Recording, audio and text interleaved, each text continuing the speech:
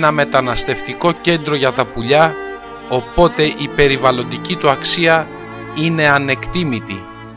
Να δημιουργηθούν παιδικές χαρές και χώροι ψυχαγωγίας παντού. Να δημιουργηθεί πρότυπο κέντρο εκπαίδευσης προσχολικής ηλικίας. Να δημιουργηθούν αθλητικές εγκαταστάσεις. Να χτιστεί το νέο Αρχαιολογικό Μουσείο Αθηνών. Να πεζοδρομηθεί η Αίμονος μπροστά στα σχολεία από τη Λεβιδίου ως την Τηλεφάνους. Να υπάρξει τοπικό λεωφορείο ή τραμ που να συνδέει τη γειτονιά της Ακαδημίας Πλάτωνος με το μετρό Σεπολίων και τον Κεραμικό. Να γίνει η σύνδεση του λόφου Κολονού με το πάρκο. Να γίνει επιτέλους η ενοποίηση των αρχαιολογικών χώρων. Να γίνει δεκτή η πρόταση της Επιτροπής Κατοίκων για ένα νέο αρχαιολογικό περιβαλλοντικό πάρκο.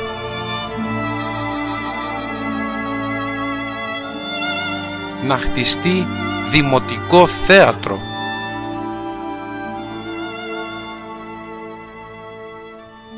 Να δημιουργηθούν δωρεάν δημοτικοί, υπόγειοι ή υπέργειοι σταθμοί στάθμευσης αυτοκινήτων, υπεύθυνοι για τη φύλαξη των οποίων θα είναι η δημοτική αστυνομία.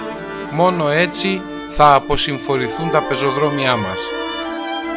Πρέπει επιτέλους να καταλάβουν ότι δεν έχουν να κάνουν με ηθαγενείς που δελεάζονται με καθρεφτάκια και πολύχρωμες πέτρες. Απαιτούμε την κατάργηση της κατασκευής της οδούς Βόλου, την ανάπλαση όλης της γειτονιάς και την αναβάθμιση της ποιότητας ζωής των κατοίκων, όχι άλλο τσιμέντο. Έχουμε αρκετό. Ευχαριστούμε, δεν θα πάρουμε άλλο. Θέλουμε μόνο πράσινο, υγεία, φύση, πολιτισμό και καλύτερη ποιότητα ζωής για μας και τις γενιές που θα ακολουθήσουν.